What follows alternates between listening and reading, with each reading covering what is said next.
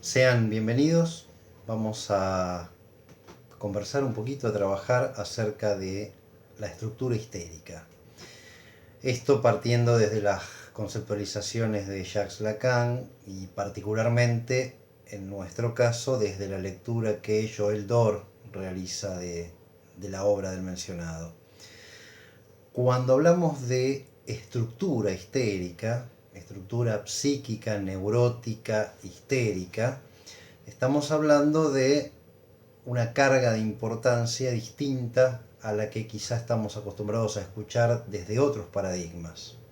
Hablar de estructura en principio es decir que los síntomas o la etiología del trastorno no son tan importantes para designarlo, o no son en absoluto importantes para designarlo, sino más bien la estructura interna del sujeto. La psiquiatría nos ha acostumbrado a nomenclar conjuntos sintomáticos, a armar síndromes y desde ahí a denominar distintos trastornos.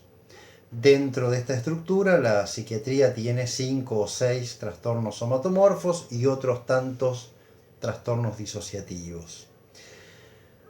Lo mismo en cuanto a otras posturas psicoanalíticas que también basan, más que nada partiendo desde lo freudiano, desde la etiología, como motivo suficiente para designar una psiquis, una estructura psíquica histérica u obsesiva.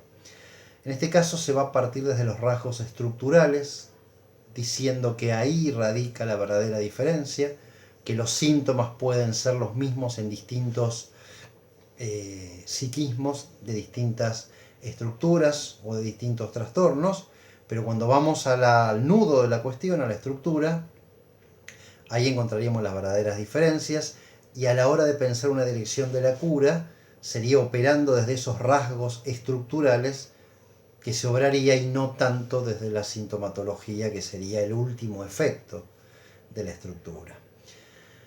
Para hablar de estructura tenemos que hablar de Edipo, siempre pensando desde el psicoanálisis. El Edipo sería el camino desde el ser el falo hasta el tener / no tener el falo. Y en este sentido, la histeria, la neurosis obsesiva vamos a ver en otro momento que tiene otro lema, pero el lema de la histeria sería la militancia por el tener. La lucha, la demanda de la estructura histérica es el tener. Entonces, dentro de este tener, vamos a ver que hay un anclaje en el Edipo, en ese tiempo donde el padre tiene el falo, pero lo tiene justamente porque ha privado a la madre de tenerlo. La madre de pleno derecho podría ser la portadora del falo, solo que el padre está privándola de esto mismo. Dentro de esa tensión en ese momento es que se va a estructurar la base de la histeria. Bien, recordemos algo. El Edipo, dentro del psicoanálisis estructuralista lacaniano, no debe ser leído como una parte histórica del pasado y nada más, como algo que sucedió y de lo cual hoy el sujeto padece las consecuencias, sino más bien que el Edipo es algo que vive y se actualiza permanentemente dentro de la estructura del sujeto. ¿Esto qué quiere decir? Este padre y esta madre, hoy devenidos deseo y ley, este falo, están todo el tiempo operando. Todo el tiempo se está jugando el Edipo en la estructura del sujeto. Edipo es actual en el devenir permanente del sujeto. Entonces, para preguntarnos acerca de la estructura, nos preguntamos en cada una de las formas estructurales cuál es la dialéctica del deseo, dónde se juega y qué apuesta fálica se realiza, dónde y cómo se va a buscar el falo, ¿no? Aquel objeto causa del deseo. La estructura histérica la vamos a dividir en dos grandes rasgos no porque no haya más o porque no pudiéramos armar otro tipo de estructuración. El texto toma esto, lo toma de otra manera. Nosotros vamos a hacer en esta explicación breve algunas cuestiones más personales, pero vamos a estar hablando de las características así rápidamente que nombra el autor. Entonces vamos a nombrar dos grandes rasgos estructurales histéricos y de ahí vamos a sacar unos cuantos más de cada uno de ellos.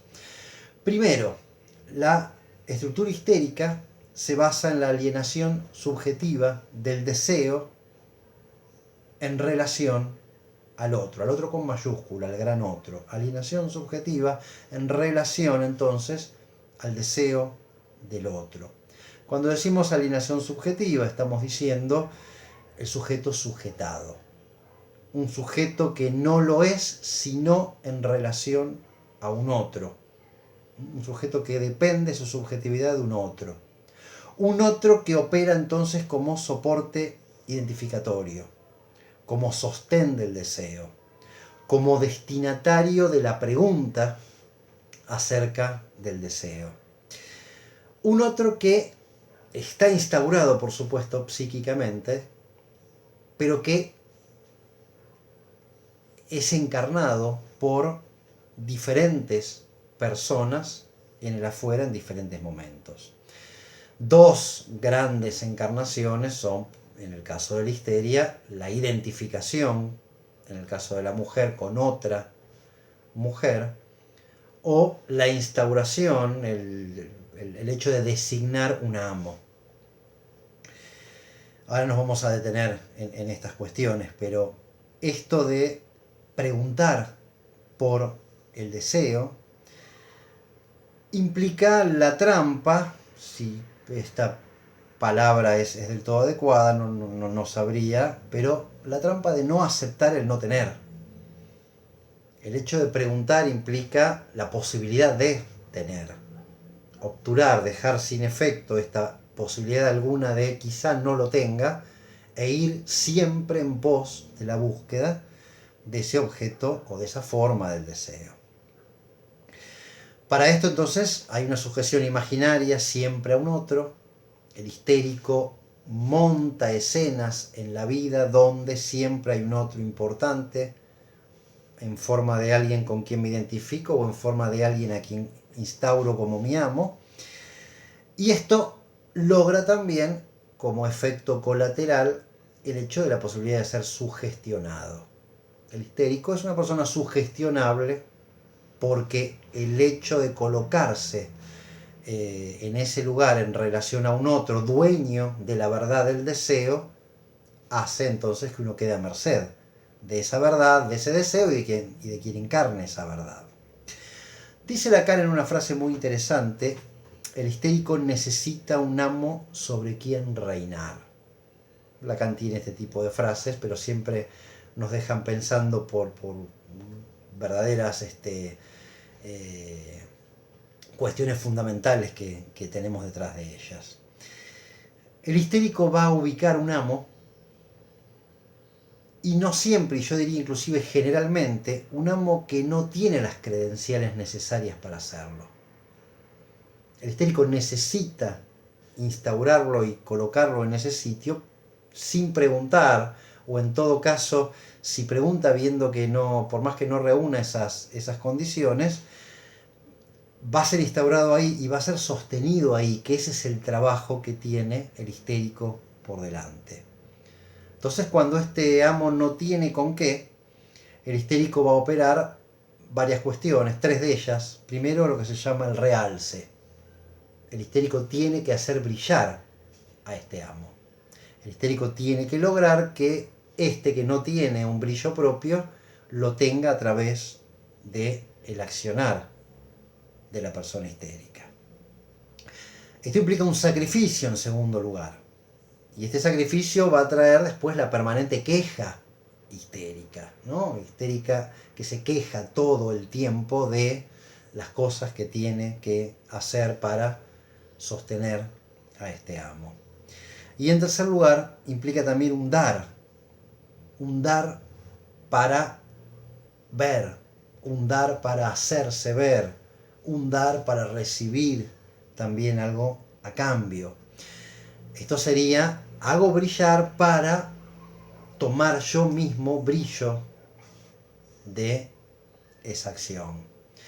En otra época, cuando se jugaban otro tipo de feminidades y las preguntas por la feminidad se respondían de otra manera, la histérica velaba porque su amo saliera a la calle con la camisa planchada, con la ropa adecuadamente limpia y prolija. ¿Por qué brillaba ella por detrás? ¿Qué dirían de mí si no estás así? Hoy se juegan con otras cuestiones, pero los amos siguen siendo amos y la histeria sigue trabajando en pos de hacer brillar a ese amo. El segundo rasgo importante, fundamental de la misma, es la identificación con el ser. Esto es primer tiempo del Edipo. Hay una arcaica identificación con aquel momento donde el sujeto pretendía, pensaba que podía ser el falo de la madre. De ahí que vengan las comparaciones actuales en la vida de la histérica, del histérico, donde la queja, el texto de la queja es no haber recibido el suficiente amor por parte de la madre, no haber sido valorado o valorada por la madre como se merecía, estar desvalorizado, desvalorizada, incompleta. Todo esto, con toda claridad, nos pone, nos confronta frente a la completud del falo. Entonces esta identificación con el ser es básicamente una identificación fálica. Identificación que obliga a esta estructura a brillar, a montar en la vida escenas que lo ubiquen en un lugar de brillo. Esto le evita preguntarse por el tener o no tener. Esto le ahorra justamente esa incómoda pregunta. Si me pongo en el lugar de ser el falo, creo la ilusión de ser el falo para un otro, me sostengo en este lugar, me ahorro entonces todo lo penoso, lo trabajoso de lo otro. Esto se da en la seducción histérica. Una seducción que opera todo el tiempo, que permite el avance del otro hasta que el otro intenta concretar. En cualquier orden de la vida, no solo en el amor. Cuando va a ocurrir esa concreción, el histérico se corre. El histérico deja en offside al deseo, a la concretud. Ahí sufrirá aquella persona el desplante, el ser abandonado, el ser dejado, en cualquier forma. En este sentido, entonces, encontramos toda una cadena, una serie de otros rasgos, porque identificarse con el falo implica la búsqueda permanente de un ideal, la búsqueda permanente de la perfección en la histérica femenina, básicamente en dos lugares, en la belleza y en la feminidad. Ser la más bella, la bella, y a la vez ser la mujer, con todas las implicancias que esto trae, ¿no? Para Lacan, la mujer básicamente no existe. Esta búsqueda del ideal entonces la va a ubicar en lugares de todo o nada, sin matices, sin grises, o se es lindo o se es feo, sin haber nada en el medio. En cuanto a lo intelectual, lo mismo. Muchas veces se va a buscar estar a la sombra de algún intelectual para nutrirse de su sabiduría, de su conocimiento y ser un vocero o una vocera de ese intelecto, solo justamente para estar en el todo y ahorrarse o librarse de estar en la nada.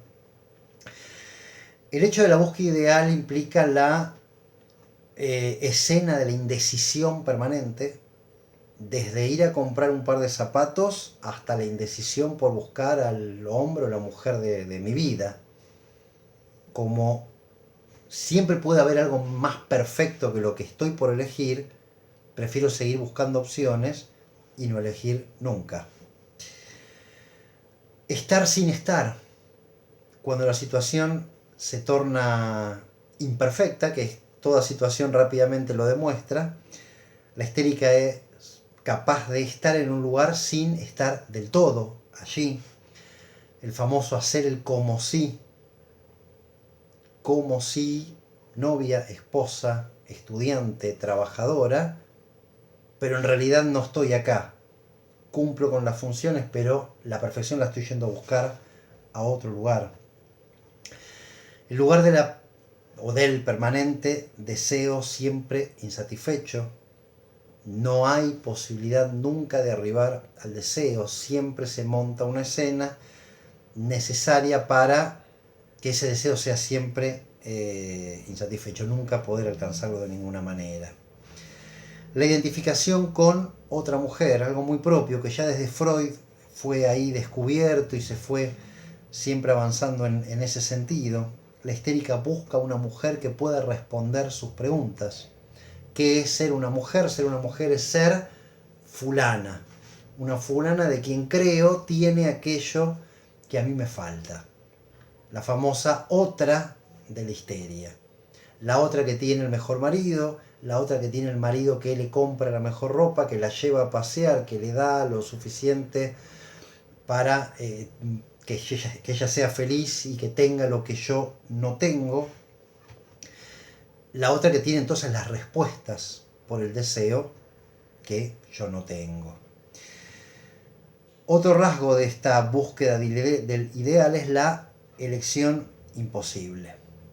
Mientras no se dé, mientras no pueda yo elegir algo, mientras pueda seguir sosteniendo la indecisión, siempre el ideal estará presente.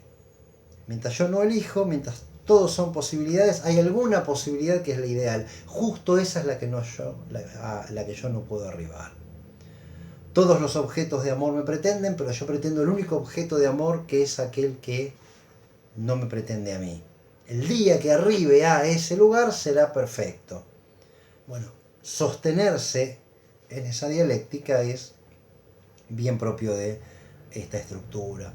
Y por otro lado, acerca de esos errores que muchas veces se replican acerca del entender el Edipo, la mujer histérica no va a buscar precisamente sustituir al padre, no va a buscar al padre en las elecciones de amor, va más bien a buscar un padre completo, un padre que supla las carencias de su propio padre, un padre que complete al imperfecto padre de la histérica. Esta es la forma de la elección histérica de objeto. La histeria masculina es similar, justamente, es la misma estructura, tiene pequeñas variaciones en cuanto al género. No suele diagnosticarse tanto, y esto tiene que ver con que socialmente está enmascarada con todo lo que son las patologías por hecho traumático, ¿no? El síndrome de estrés postraumático, el estrés postraumático, el estrés agudo.